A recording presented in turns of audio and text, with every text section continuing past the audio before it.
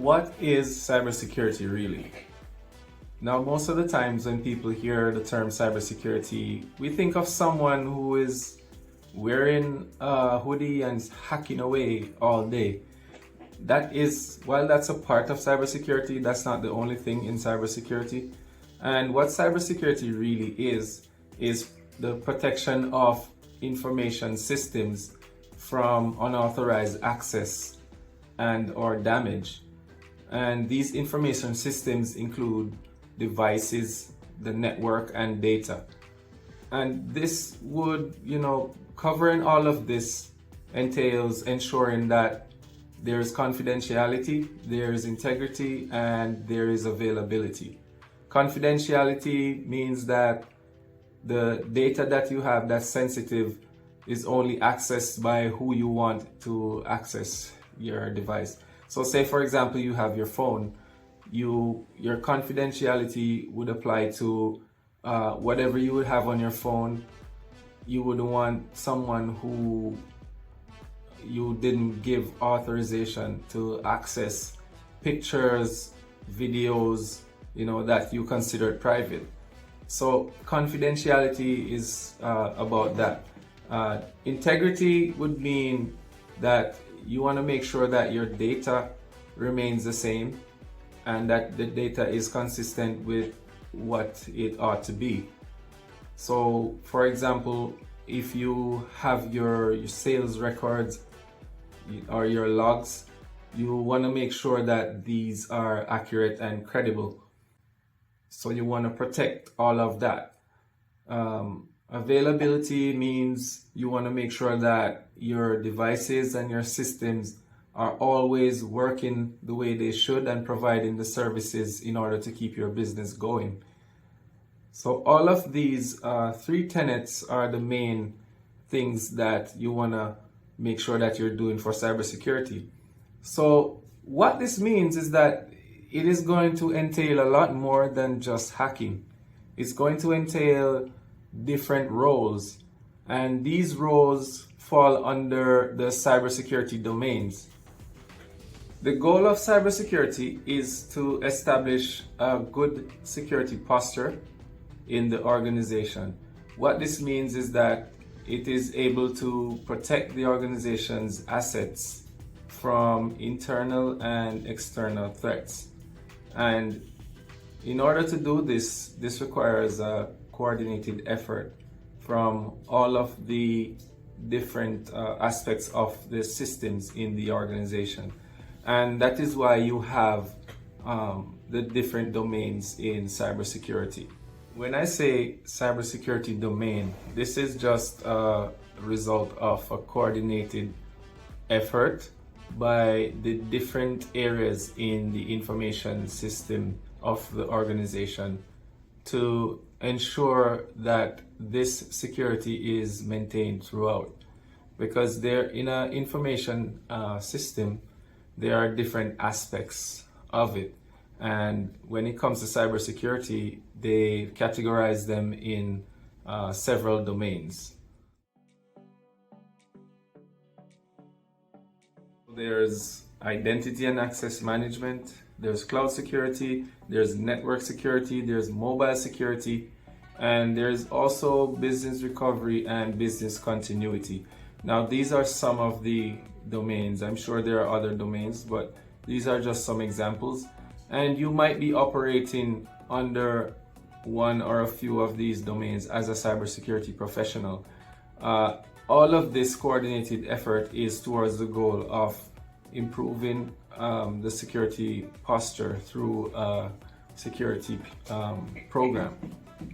Now, we're going to look at the different roles in cybersecurity because I think this is important for everyone that's trying to get into cybersecurity so that they can plan a path or determine if this path is right for you.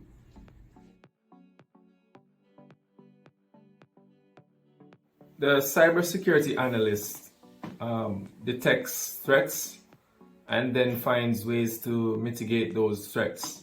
And he may do this by monitoring the systems and using tools to figure out different ways, different configurations that need to be implemented as a form of control to make sure that these risks are mitigated.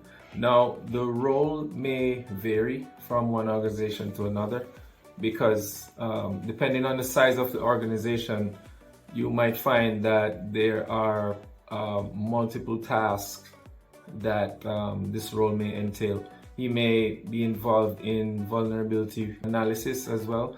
He may be involved in, different compliance frameworks, making sure that the organization is following compliance.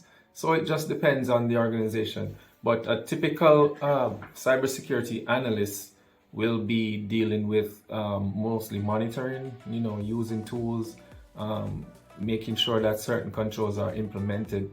And from day to day, this might involve attending meetings and being in front of the computer screen to make sure that the monitoring of these different systems are done in a way that you could, effectively use your tools to mitigate whatever risk that may pop up. So if you are the type of person who does not find it fun or does not like sitting in front of a screen for a long time or attending all of these meetings or even being on call, because that's another thing. Some of the analyst roles require you to be on call. So you might get a call to respond to an incident, because yes, that's another possible task that you might have to do as an analyst. You might have to respond to incidents. You might have to triage different evidence. This goes into forensics and all of that, but it varies with the organization. So your ability to do these will depend on your skill levels that you have acquired over whatever period you've been training for. But the basics is basically just monitoring and using these tools to make sure that the risks are mitigated by implementing the controls. Most companies that hire cybersecurity analysts are looking for someone with a bachelor's degree or certifications. There are a few companies out there that will take you if you have been through a boot camp. It just depends on what the company sees as valuable. However, if the traditional route is to come from an IT background, meaning that you have been in IT for a while, you've been doing desktop support, you've been working as a IT admin, or some other form of networking or any other IT related job, and you, based on what you have acquired, you apply to get into cybersecurity as an analyst. So it just depends on what the organization is looking for, and you will find out once you get to that point where you start applying for jobs. Now, there's the argument that cybersecurity analysts or entry-level cybersecurity positions are not really entry-level. There are companies that allow people without an IT background that have acquired skills through training.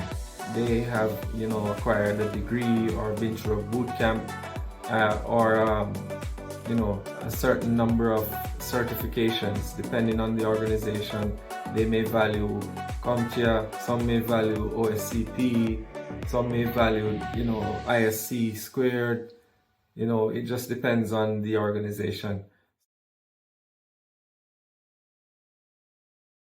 Now, the malware analyst, what he does is responds to incidents, and then he's going to break down the situation, look at the malware and see what the capabilities are, what vulnerability was exploited with the malware, and he's going to perform what you call reverse engineering to find out how the malware works and how it was able to exploit that vulnerability. This role is very important when it comes to incident response because it helps us to, in our remediation, to make sure that these vulnerabilities that were exploited can be mitigated as fast as possible, and also to prevent further incidents, and also help in other areas such as threat modeling, which I'm going to talk about next. You can find out based on how they created or engineered that malware, what kind of vulnerabilities they are looking to exploit and the information that they're trying to extract. Reverse engineering of the malware would involve the use of tools to do debugging and to look at the malware, look at the processes, look at the techniques and the tactics that were used to create this malware, and the process that's involved in exploiting the vulnerabilities. So this can be very beneficial, as I said earlier, when it comes to incident handling, because if the investigators are able to look at the tactics and the tools and the techniques that were used, then that brings them closer to closing a case, to finding out what took place and possibly linking it to the bad actors that are involved. So I know earlier I spoke about threat modeling, but what I really meant to say was threat hunting. It is related, but in terms of roles, so a threat hunter is one that uses uses threat intelligence to help with the investigation, and he also uses a proactive approach where they use this intelligence, say the intelligence that they gathered from the malware analysis. They use whatever information that they get to determine what a particular threat actor might try to do next to exploit another vulnerability. And this is also important when it comes to incident response, and it falls right into the whole incident response process. Okay, so the next role we're going to talk about is the digital forensics analyst. And this role involves the examination of evidence, digital evidence, and other compromised systems for breaches and for evidence that a crime was committed. This examination involves the extraction of data, the examination, documentation, and using certain prescribed tools to carry out these processes. And this role is also an advanced role in cybersecurity. What you're expected to have is probably a degree, a bachelor's degree at least, and several years of experience, because you will be required to have a little bit more than a basic understanding of certain concepts, networks. You want to know that you understand software, basically everything that entails information technology, because you'll be required to carry out certain tasks that require that level of understanding. So for a digital forensics analyst, you more than likely have been in the cybersecurity field for some time. Okay, so the last role that I'm going to talk about today is that of a pen tester. And what a pen tester does essentially is to probe the network to test the defenses or the attack surfaces of that network. And what they really want to achieve is to find out how many exploitable vulnerabilities are there in the network and get an idea of the security posture of that network. So what they'll typically do is they'll be handed what you call a scope, which means that they'll get a list of the assets that they're allowed to probe on the network, or which parts of the network that they're able to attack as well. And they will definitely go out, gather information, and that information that they'll gather includes getting open source information, which is called OSINT, open source intelligence. They'll also try to do social engineering to get as much information. They can do enumeration, which means that they're going to see the ports that are open, what vulnerabilities those ports have, the services that are used, and then based on that, they'll do their research and just try to see if they can exploit the vulnerabilities that they have found. Afterwards, they'll give a write-up, like a report, and this will be in the form of a technical report and also an executive report, one that the non-technical staff can understand. So pen testing is pretty exciting, and this is as close as it gets to that guy that's in the hoodie and hacking away. However, it doesn't mean that a pen tester is always just doing that. Gathering information can mean a lot. It can mean getting location, it can mean getting pictures of IDs, trying to see if they can get physical access to the assets, which would make it much easier. It can mean seeing if you can use social engineering to get passwords, and none of that has to be in front of a computer. However, the thrill of doing that, of possibly hacking into a network and breaking a system, it's very appealing. So I see why that's very attractive. However, it might very well be something that you may not enjoy. It depends on what type of person you are, because most things in cybersecurity, by the way, require a lot of learning. It's a lot of information. You also have to keep up with different threats and find out what's trending, the new technologies, find out about the vulnerabilities, and you just always have to keep learning. So if you're not that type of person, then you're probably not going to like most of the roles in cybersecurity. And for pen testing, that is something that you will have to do. You always have to learn, because the platforms are changing. There's cloud, there's all sorts of different platforms and infrastructures and different network designs. And you definitely have to know how to think outside of the box. Now, I'm going to close off this video because I know it's pretty long. So what I'll say is, the most important thing is, if you're thinking about getting into cybersecurity, is to make sure that you have done your research and know what you want. It's sexy and it's appealing. Yes, I get that. But at the same time, you need to do the research to make sure that you identify what areas is much more aligned with what you want, your goals, okay?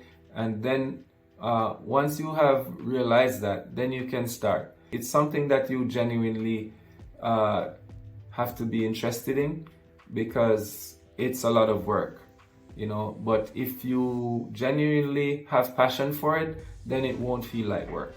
And that goes for all of the roles. So I'll just close off here, and if you think that this information was helpful, just remember to click that subscribe button if you haven't already, and the notification bell so that you know when I bring more content out. Just also click on that like button, because that helps with the algorithm. I look forward to bringing you more content. Thank you for watching.